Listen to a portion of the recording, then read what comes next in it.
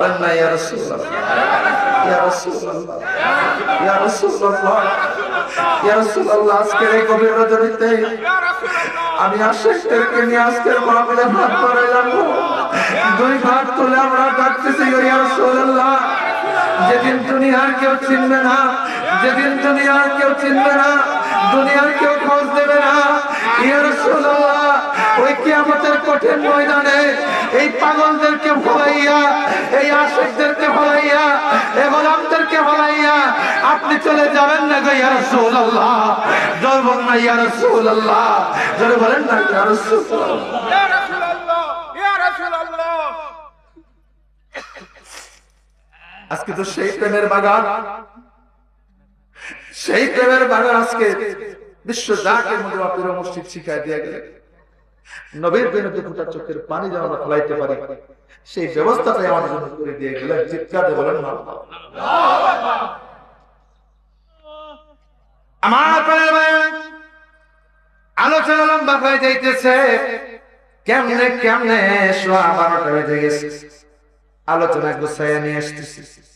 আমার আল্লাহ পাক বলে দিলেন ওয়াবাশশিরিল্লাযীনা আমানু, ঈমানদারদের জন্য সুসংবাদ।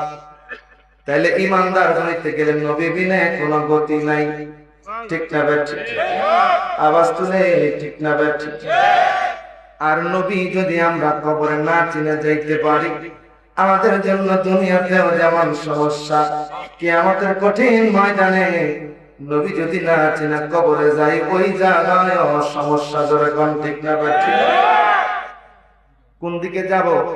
প্রত্যেকটা জায়গায় জায়গায় হুজুর কিবলা জান মুরিদদেরকে বাঁচানোর জন্য, ওই কষ্ট থেকে বাঁচানোর জন্য আমার হুজুর জাকিরদেরকে এমনি এমনি কথাটা বলেন নাই, ইহকাল পরকালে ঠেকবে না। এই গায়রাতুল ফয়েজ এশারের নামাজের পরে 500 মর্তবা দরুদ শরীফ দিলেন। কেন দিলেন? আমার লিয়াকত ভাই বারবার বলতেছিলেন 722 বার দরুদ শরীফ পড়ার কথা কয়েকটা বার তিনি উচ্চারণ করেছেন। আমার প্রাণের ভাইরা, এমনি এমনি দরুদ শরীফ দিলেন। কেন দরুদ শরীফ দিলেন? সহিহ তিরমিজিতে একটা অধ্যায়, আমার প্রাণের ভাইরা, সহিহ তিরমিজিতে আলোচনায় আসছে সাইরুল মালায়েকা, ভ্রমণকারী ফেরেশতারা, ওরা কাজ হলো উম্মতের দরুদ শরীফ নিয়ে আনিয়া মায়ার নবীদের কদমে পৌঁছাইয়া বল, ইয়া রাসূলুল্লাহ, ইয়া হাবিবাল্লাহ, নবী গো, আপনার গুনাহগার উম্মত অমুক উম্মত অমুকের পুত্র, আপনি নবী শানের দরুদ শরীফ পড়ছেন, আপনি কবুল করেন আল্লাহ। একদিন দরুদ শরীফ পড়লেন, 2 দিন পড়লেন, 3 দিন পড়লেন, বছরের পর বছর পড়তেছেন। জীবনে একটা বার যদি আমার নবীজির মায়া হয়, যদি একটা বার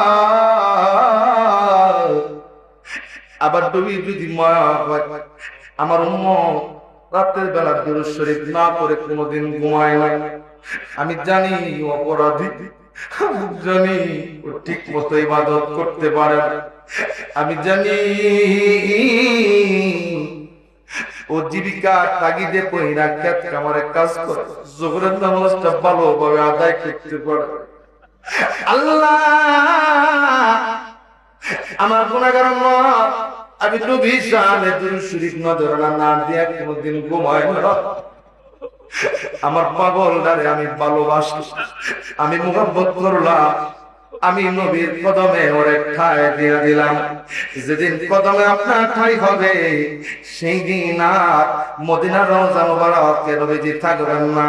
আপনার বাঙা ঘরে আইসা দেখা দিয়া চোখের পানি কদমের ফেলার আগে আমার মায়ার নবীজি, আমার মায়ার নবীজি বাঙা ঘরে উপস্থিত হয়ে যাবে, এতে কোনো সন্দেহ নাই নাই নাই। চিৎকার দিয়ে বলেন ইয়া রাসূলুল্লাহ।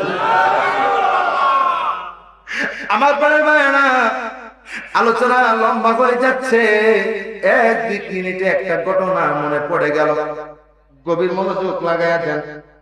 সম্ভবত 97 কি 98 সনের কথা।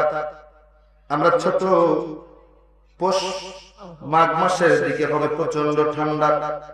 জামালপুর শহরে আমাদের বাড়ি। এ বাড়িতে ফজরের নামাজের আজান দেয় এমন একটা অবস্থা।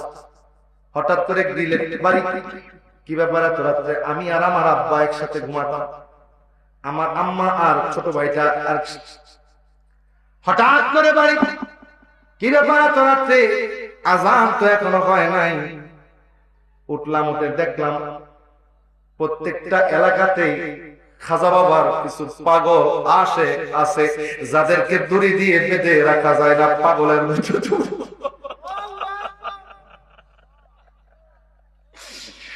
কি বলবো কথা,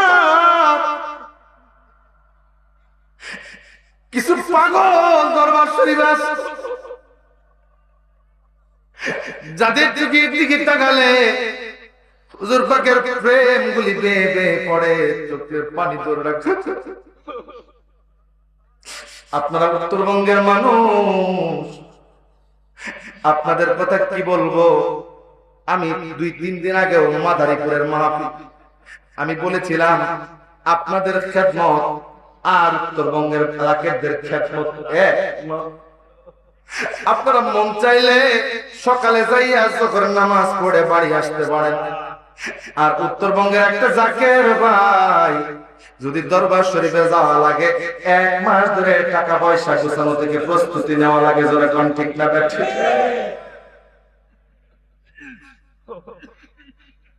মানুষ বুঝে না। উত্তরবঙ্গের জাকেররা, আপনাদের জন্য বিশেষ নিয়ামত হলো পাশের ঘুরের খেদমত। এটা আপনারা বুঝেন না, বুঝেন না। কেন আপনাদের চাইতে বেশি বাস কি চট্টগ্রামের পাহাড়ে হয় কি হয় না? কেন চট্টগ্রামের মানুষের জন্য বাসের খেদমত দিল না? কেন চট্টগ্রামে পাহাড়ে বাসের অভাব নাই, কেন দিল না? আমার পীর মুর্শিদ খাজা বাবা ফরিদপুরি কুদ্দেস সাসিরুল আজিজ সাহেব, উনি এক জামানার এমন একজন আল্লাহর ওলি, এমন একজন আল্লাহর ওলি। ও পরের বাবাজিরা রে আমার, বাংলাদেশ শুরু হয়েছে উত্তরবঙ্গ থেকে ওই চিলমারি বন্দর থেকে শুরু করে দরবার শরীফে বাসগুলা যায়। কেন বাস কি আপনারা ট্রাকে পাঠাইতে পারেন না? কেন নদী দিয়ে বাসায় নিতে হবে? কেন নদীতে বাসায় নিতে হবে? হাকিকতটা কোথায়? আর যারা বাসের করে যায়, খাজা এনায়েতপুরীর যখন মাদার শরীফের নিশান দেখা হয়, ছাগল কুরবানি করার হুকুম আছে না নাই? হাকিকতটা কোথায়? কেন হুকুম হলো কুরবানি করা? বাস তো কুড়িগ্রাম থেকে, রংপুর থেকে বাসেও নিয়ে, ট্রাকেও নিয়ে যাওয়া যায়, কেন নদী দিয়ে ভাষায় নিতে হবে? আমার প্রাণের ভাই, আপনারা বিশ্ব লিখানো ফরিদপুরীকে চিনেন নাই, আপনারা জামানার মখা মুজাদ্দেদকে চিনেন নাই। আমার পীর মুর্শিদ এত বড় একজন আল্লাহর ওলি, এত বড় একজন আল্লাহর ওলি, আল্লাহ পাক তাকে এত বড় নিয়ামত দান করেছেন। খাজা ফরিদপুরি এই ফাঁসের বেলা বাসায় নিয়ে বিশ্ব জাকের মন্দিরে যায়। এটার একটা মাত্র কারণ হলো যখন খাজা খিজির আলাইহিস সালাতু ওয়াস সালামের মুহাব্বতে প্রেমের নমুনা, যার কারণে এত বড় ক্ষমতা আল্লাহ পাক তারে দিলেন। হুজুর বললেন, বাবা পদ্মা নদীর নিচে একটা কাসিম কতবার উলট পালট খায়, আমিও দমরে এই দরবার শরীফে বসে তা দেখায়, চিৎকার দিয়ে বলা যাবে কি আল্লাহু আকবার। তরিকতের আরো কিছু বিষয় রয়েছে, এগুলো বললাম। আমার প্রাণের ভাইরা, বলতে গেলে রাত্রে যাবে, এগুলো গবেষণা করার দরকার আছে না নাই? জাকেররা এইদিকে গবেষণা করে না, বিধায় পিছায় আছে। চিলমারি বন্দর থেকে বাসের ভোর ছাড়বেন, ভালো কথা। মাহফিল করার কেন দরকার? বাসের ভোর গেল নগর বাড়ি ঘাটে, একদিন দেরি করে সেখানে মাহফিল করার কি দরকার? হাকিকত আছে না নাই? কেউ বুঝিতে পারে না রে ওলি ববে কামেল পীরের। ওরে জোর করিয়া বুঝতে গেলে তার কবে মরণ জ্বালায়। ওরে জোর করিয়া বুঝিতে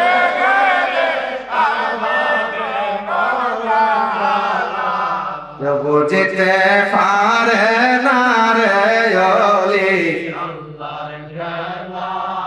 বাবে কামেল। ওরে আমা বর্ষারাইতে দয়াল দেখায় চাঁদের আলো। তালের ডিঙ্গি দিয়া খাজায় ওরে পদ্মা ভারি দিল খাজা, যমুনা ভারি দেওয়াইলো। ঠিক না ঠিক?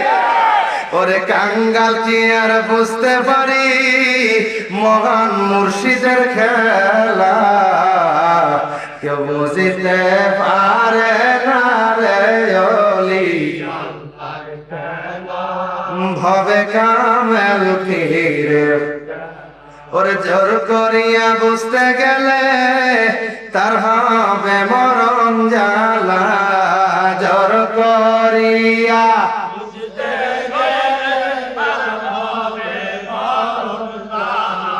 কেউ বুঝিতে পারে না রে ওলি ভবে কামেল পীরের। কোন দিকে যাবো? পাকশালা এখানে কি থাকে? পাকশালা এখানে করে কে এখানে?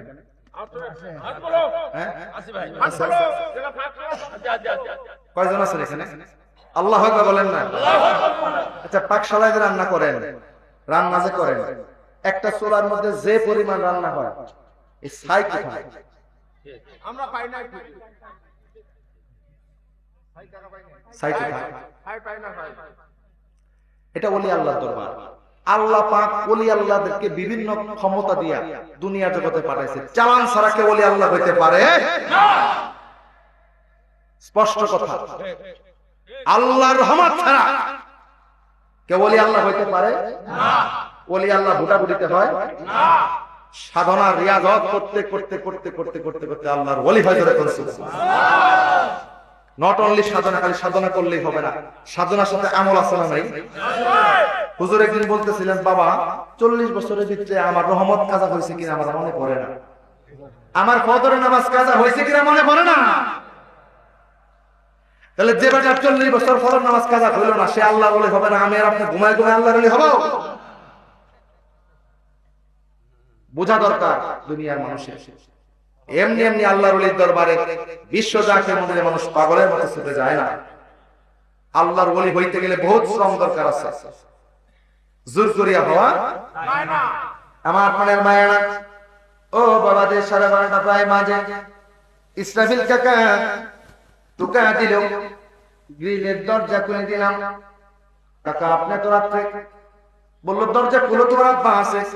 আছে, দরজা খুলে দিলাম। ঘরের ভিতরে ঢুকে সোফার মধ্যে বসলো। আব্বা আসলো, কি ব্যাপার?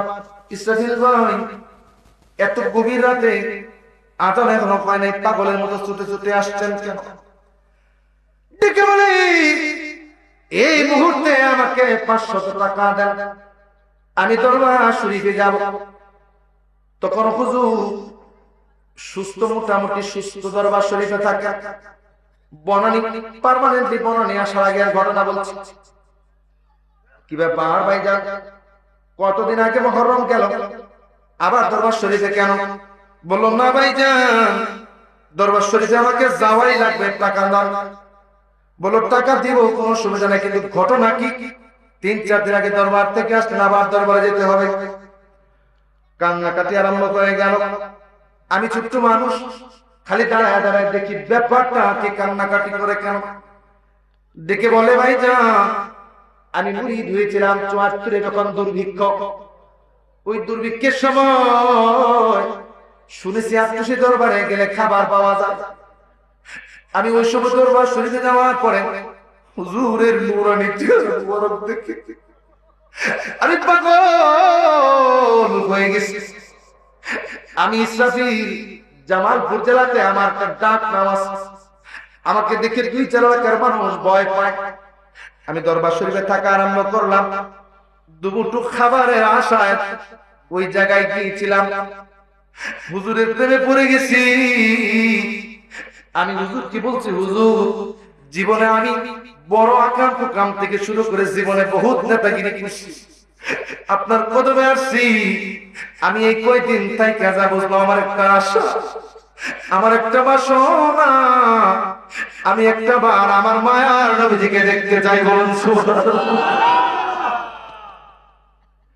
হুজুর বলেন বাবা দরবারে থাকেন আর খেদমত করেন, আর রাতের বেলা দুরূদ শরীফ পড়ে পড়ে ঘুমান।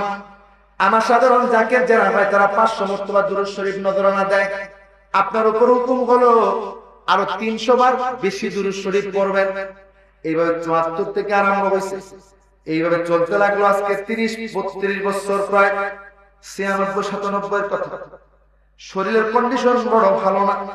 এশারের নামাজ পড়ছি, নামাজ পড়ে দুরূদ শরীফ পড়তেছিলাম আর কাঁদতেছিলাম। কেঁদে কেঁদে বললাম হুজুর একটা আশা আমি আপনার দরবারে খেদমত করে গেলাম 30-35 বছর। আমি দুনিয়ার কিছু চাই নাই, আমার নবীজির একটা বার আমি দেখতে চাইছি। আমি জানি আমি খারাপ মানুষ, আমি একটা সময় খুব টেরর ছিলাম, সন্ত্রাসী টাইপের ছিল, কিন্তু আমার মনে আশা জাগছে আমি নবীজিকে একটা বার দেখতে চাই। শরীরের যে কন্ডিশন, শারীরিক যে অবস্থা, মনে হয় না দুনিয়া জমিনে বেশি দিন থাকতে পারবো। আমার মনের আশা মনে রইল, এখনো একটা বার আমার মায়া নবীজির নূরানি চেহারা দেখতে পারলাম না। শারীরিক বড় দুর্বলতা, ওই অবস্থায় যাই নামাজের ভিতরে কখন ঘুমায় গেছি জানি না। হঠাৎ করে কেমন যেন কানের মধ্যে আওয়াজ আসলো, টক টক টক টক। গেলাম দরজার মধ্যে আওয়াজ হয়, কি ঘুমের মধ্যে তন্দ্রা অবস্থায় দেখতেছি না ঘুম না এমন একটা জায়গা তন্দ্রা অবস্থা। দেখলাম কি যেন দরজা টক টক। গেলাম দরজা খুলে দিলাম, দেখি আমার হুজুর পীর ও মুর্শিদ কাজা ফরিদ হুজুর দাঁড়ানো, পাশে একজন নুরানি মানুষ, কোনদিন তারে দেখে হুজুরকে আমি চিনি, হুজুরকে আমি কদম বুঝি করতে গেল। হুজুর দুটো খাওয়ার পরে বলল বাবা না আমাকে কদম বুঝি করো না, উনাকে কদম বুঝি করো। আমি কদম বুঝি করতাম। হুজুর বললেন বাবা কদম বুঝি করে চেহারা মুবারকের দিকে তাকাও, তুমি না বলছি না নবী দেখতে চাও, প্রাণ ভরে মায়ার নবীকে 2 নয়ন ভরে দেখে না। বলুন সুবহানাল্লাহ। তুমি আসবে কবে দেখা দিতে এই আশিকের ঘরে গো নবীজি, আসবে কবে এই আশিকের ঘরে, দেখব তোমায় নয়ন ভরে চবিব কদমে গো নবীজি, আসবে কবে এই আশিকের। আমার প্রাণের ভাইরা আলোচনা বড় লম্বা হয়ে যাইতেছে। হুজুর বললেন বাবা আমার মিশন হলো দয়াল নবীজির সাথে তোমাদের পরিচয় করা দেওয়া। বলুন সুবহানাল্লাহ। এখন দুনিয়া থেকে যে যদি ইবাদত কইরা আমল কইরা ইবাদত কইরা আমল কইরা ইবাদত দইরা না ছাইরা, আওয়াজ তুলে দইরা, জবান খুলে ইবাদত কইরা ইবাদত কইরা হুজুরের কথা অনুযায়ী চইলা যদি নবী দেখা কবরে যাইতে পারি, কবরে যখন 3য় নাম্বার প্রশ্ন হবে লিমা জাতা কুলু ফি হাক্কি হাযার রাজুল, আমার মায়ের নবীজিকে দেখার সঙ্গে সঙ্গে সঙ্গে সঙ্গে আমার মায়ের নবীজিকে আমরা চিনতে পারবো কি পারবো না? আওয়াজ তুলে বলেন পারবো কি পারবো না?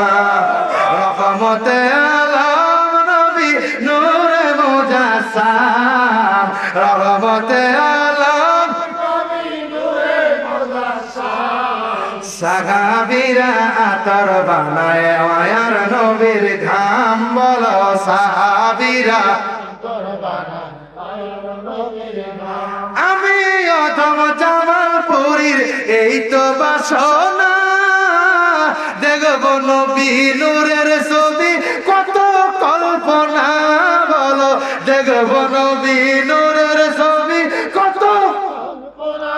আমার বিদায় বেলাতে নবী আসবে দেখিতে, বিদায় বেলা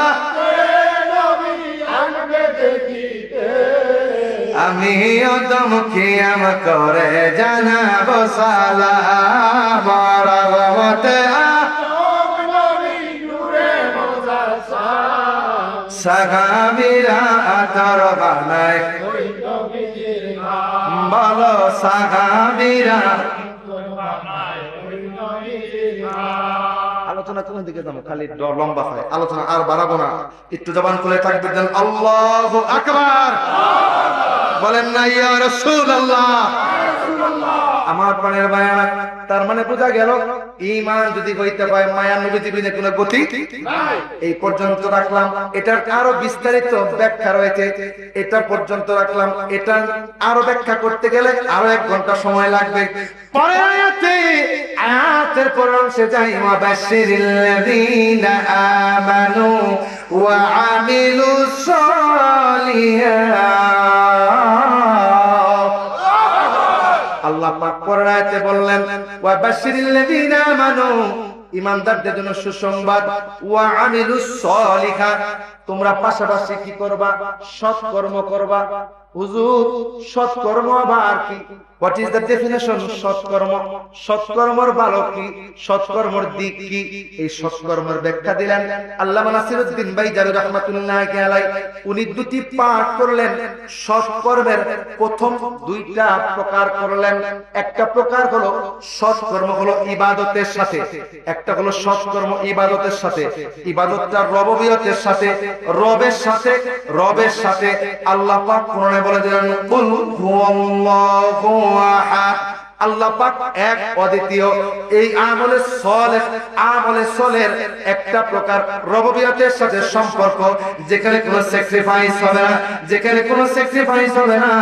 আল্লাহ পাকের ফরজিয়ত যেগুলো আছে পুঙ্খানুপুঙ্খানুভাবে আদায় করতে হবে। 19 থেকে 19.5, 19.5 থেকে 20.5 হলেও চলবে না, একেবারে বেশি হওয়া লাগবে। এই জন্য আমার আল্লাহ পাক ফরজ ইবাদত দিলেন। এই ফরজ ইবাদতের ভিতরে কোনো কম্প্রোমাইজ নাই। এটা একনিষ্ঠভাবে করতে হবে, এটা হুজুরি কালবেই করতে হবে, এটার বিকল্প কোনো কিছু নাই। আমার প্রাণের ভাইয়েরা, আরেকটা ইবাদতের সাথে আরেকটা হলো আমলে সলের, আরেকটা পাঠ হলো সামাজিক কাজকর্ম। আজকে জান্নাতের বাগান সাজাইছে, এলাকায় মাদ্রাসা আছে, মসজিদ আছে, এতিমখানা আছে, রাস্তাঘাট ভাঙাচোরা আছে, মানুষ চলতে পারে না। অনেক জাকের ভাই, অনেক মুমিন মুসলমান কষ্টে আছে, চিকিৎসা করতে পারে না। দান সদকা আছে, একটা টিউবওয়েল করে দেন, রাস্তা ঠিক করে দেন। অসুখ বিসুখ মানুষ আছে, খেদমত করেন। আমার প্রাণের ভাইরা, অসহায়কে সহায়তা দেন। এই যে জান্নাতের বাগান, এই জান্নাতের বাগান সাজাইছে, এটাও আমলে সলের অন্যতম একটা প্রকার। এই জায়গায় আরেকটা প্রকার আছে। আল্লাহ আমার মায়ের নবীজি জিজ্ঞাসা করলেন, নবী গো, কোন কাজটা উত্তম? মায়ের নবীজি বললেন, তুতকে মুত্তাআম, মানুষদেরকে খাদ্য খাওয়া, মন ভরে খাদ্য খাওয়া। আজকে জান্নাতের বাগান সাজাইয়া, কোরআন হাদিসের আলোচনা করাইয়া যখন তাবারকটা আপনারা খাইবেন, এটাও আমলে সলের অন্যতম একটা প্রকার। চিৎকার দিয়ে বলা যাবে কি আল্লাহু আকবার? এই আমলে সলের আরো 8টা প্রকার রয়েছে। 8টা প্রকার যদি 10 মিনিট করে ব্যাখ্যা দিতে যাই 80 মিনিট সময় লাগবে। আজকে সেই দিকে যাব না। বিশ্ব জাকের মঞ্জিলে গেলেন, আমলে সলে করবেন, এতে কোনো সন্দেহ নাই। কারণ আমলে সলে ছাড়া আমার আল্লাহ পাক খুশি হবেন না। বান্দার জন্য আমলে সলে বড় গুরুত্বপূর্ণ। সামাজিক কাজকর্ম, সামাজিক ভালো করব, এটাও আমলে সলের অন্যতম একটা প্রকার। আমলে সলের 8টা ক্যাটাগরি রয়েছে। 8টা ক্যাটাগরি যদি বলতে চাই অনেক সময়ের দরকার, এই পর্যন্ত রাখলাম। আমার আল্লাহ পাক পরের আয়াতে কারিমাতে বলে দিলেন, আন্না লাহুম জান্নাতিন তাজরি মিন তাহতিহাল আনহার। আল্লাহ পাক বলে দিলেন, ওয়া বাশিরিল্লাযীনা আমানু ঈমানদারদের জন্য সুসংবাদ ওয়া আমিলুস সালিহাত যারা সৎ কর্ম করবে আল্লাহ পাক পরের জায়গায় বলে দিলেন আন্না লাকুম জান্নাতিন তাজরি মিন তাহতিহাল আনহার আমি আল্লাহ পাক ওই সমস্ত মুমিনদেরকে সুসংবাদ দেব আমলে সালেহ করনেওয়ালাদেরকে সুসংবাদ দেব আর কি করব আন্না লাকুম জান্নাতিন তাজরি মিন তাহতিহাল আনহার তাদেরকে আমি জান্নাতে ঢুকায় দিব যে জান্নাতের তলদেশে নহর প্রবাহিত হাদিসে পাকের ভাষায় আসছে এই নহর সমস্তর ভিতরে হাউজে কাউসার বড় অন্যতম চিৎকার যে বলুন সুবহানাল্লাহ আল্লাহু আকবার বলুন না ইয়া রাসূলুল্লাহ তাহলে জান্নাতে যেতে চাই কি চাই না দুই হাত তুলে বলেন চাই কি চাই না দুই হাত তুলে বলেন চাই কি চাই না আমরা পায়ার নবীজির সত্য তরিকার দামান ধরে আসি ইনশাআল্লাহ থাকবো মরণ পর্যন্ত জোরে কোন আল্লাহুম্মা আমিন আপন মুর্শিদ যা দিয়ে গেলেন পুঙ্খানুপুঙ্খভাবে মেনে চলবো জোরে বলেন আল্লাহুম্মা আমিন আমরা সমষ্টিগত আলোচনার মধ্যে যা বুঝতে পারলাম আমরা যদি এগুলো মেনে চলি আল্লাহ পাক আমাদেরকে অবশ্যই মুমিনদের কাতারে নিয়ে সুসংবাদ দান করবেন বলুন আল্লাহুম্মা আমিন আল্লাহ পাক সকলকে বোঝার তৌফিক দান করেন জোরে বলেন আল্লাহুম্মা আমিন জ্ঞানী যারা বুঝে তারা শুধু ইশারায় নাদানেরে বুঝাইতে পারে আছে কে কোথায় জ্ঞানীর মতো জ্ঞানী হলে অল্প কথায় বুঝে লাউয়ের মতো লাউ হলে অল্প জালে সে যাওয়াজ বেশি শুনে কি লাভ কম শুনে কি লাভ লাভ হবে তার আমলে সুপারিশ করবে নবীর হাশরের ময়দানে